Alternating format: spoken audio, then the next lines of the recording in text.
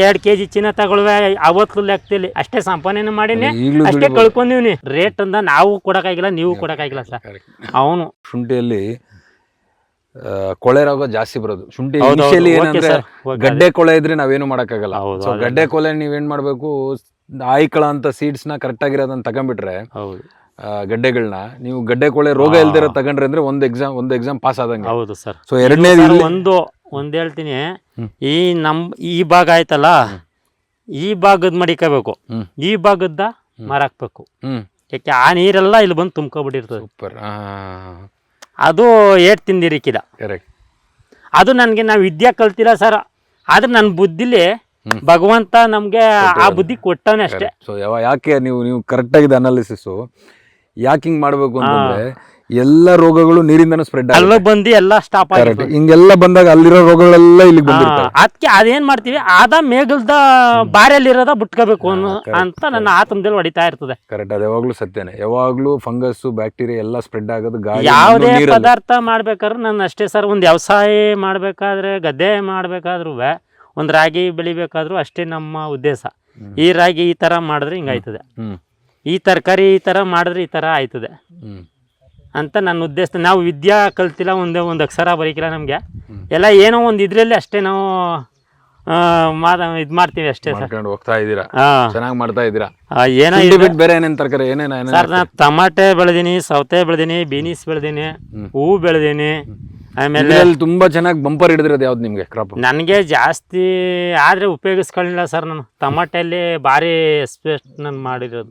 ದುಡ್ಡು ಮಾಡಿ ಇಡೀ ನಮ್ಮ ಯಡೂರಲ್ಲೂ ನನಗೆ ಕೊಂಡಾಡ್ತಿದ್ದಾರೆ ನನ್ನ ಜಾಸ್ತಿ. ಇಡೀ ಮಾರ್ಕೆಟ್ಗೆ ನಂದೇ ಎಷ್ಟು ಯಾವಾಗ ಹೋದ್ರು. ಎಷ್ಟು ದುಡ್ಡು ಮಾಡಿದ್ರಿ ಅವಾಗ? ಅಯ್ಯೋ ಸರ್, ಅದು ಹೇಳ್ಕೋಬಾರ್ದು, ಅದು ಕಳ್ಕೊಂಡೆ. ಆದ್ರೆ ನಾನು ಹೇಳಿವ ಬುದ್ಧಿ ಇಲ್ದೇವೆ ಸರ್. ಈಗ ಇಷ್ಟು ಜನ ಸೇರ್ಕೊಬಿಡು, ಎಷ್ಟು ಜನ ಸೇರ್ಕೊಬಿಟ್ರೆ ಆಗೇನು, ರಕ್ತ ಚೆನ್ನಾಗಿತ್ತಲ್ಲ, ಎಷ್ಟು ಜನ ಸೇರ್ಕೊಬಿಟ್ರೆ ನಂದೇ ಕಲ ಇವತ್ತು ಪಾರ್ಟಿ ನಡಿಲ್ಲ. ಬೆಳಗ್ಗೆನು ನಂದೇ, ಸಂಜೆನೂ ನಂದೇ. ಒಂದ್ ಕುಯ್ಲು ಟಮಾಟೆ ಒಂದ್ ಕುಯ್ಲು ತೀರೋದ್ರೆ 50,000 ತೀರೋಯ್ತು. 50,000 ಚಿನ್ನ ತಗೊಂಡ್ರೆ ಎಷ್ಟಾಗುವೆ ಸರ್? ಆಗೇನು 900 ರೂಪಾಯಿ 800 ರೂಪಾಯಿ ಆಯ್ತು ಸರ್. ಸೈಡ್ ತೆಗದಿದ್ರು ಆಗೋದು. ನಮ್ಮ ಹೆಂಗಸ್ರು ಮಾತು ಕೇಳಲಿಲ್ಲ. ಇವತ್ತು ಎಕಡೆ ತಗೊಂಡ್ ಹೊಡ್ಕೊಳಂಗ ಆಯ್ತದ. ನಾನು ದೇವ್ರಾನ್ಗೂ ಸಹ ನಿಮ್ ಕೂಟ್ ಮುಚ್ಕೊಂಡ್ ಏನು ಹೇಳಿಕಿಲ್ಲ, ಎಲ್ಲ ನಾತ್ರ ಹೊತ್ತು ನೆನಿಸ್ತದೆ. ಈಗ ಹಂಗಾಗದೆ ಸಾ, ಏನ್ ಮಾಡಿ 2 kg ಚಿನ್ನ ತಗೊಳ್ವೆ ಅವತ್ತು ಲೆಕ್ಕದಲ್ಲಿ ಅಷ್ಟೇ ಸಂಪಾದನೆ ಮಾಡೀನಿ, ಅಷ್ಟೇ ಕಳ್ಕೊಂಡಿವ್ನಿ.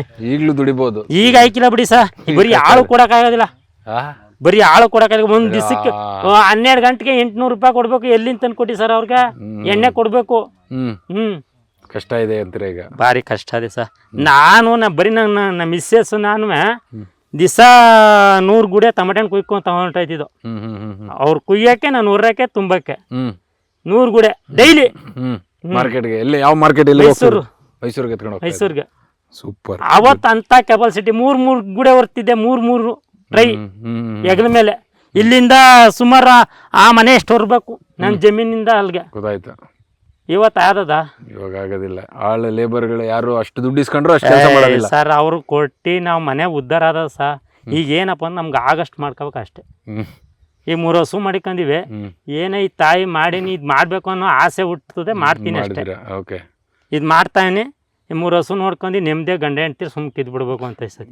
ಸೂಪರ್. ತಾವು ಒಳ್ಳೇದು ಮಾಡ್ತಾ ಇದ್ದೀರಾ. ನಿಮ್ಗೆ ಏನಕ್ಕೆ ಅಂತಂದ್ರೆ, ನಾವು ಇವಾಗ ಕನ್ಸಾರ್ಷಿಯಂ ಏನು ಹಾಕಿದ್ರ ಗ್ರೋಫಿಟ್ಟು, ಈ ಕನ್ಸಾರ್ಷಿಯಂ ನೀವು ಶುಂಠಿ ಅಂದಿದ ತಕ್ಷಣ ಪ್ರತಿಯೊಬ್ಬರು ಏನಂದ್ರೆ ಬರೀ ಕೆಮಿಕಲ್ಗಳು ಕೊಡೋದ್ರಿಂದನೇ ಆಗತ್ತೆ ಅನ್ಕೊಂಡಿದ್ರೆ, ಹಂಗೇನಿಲ್ಲ.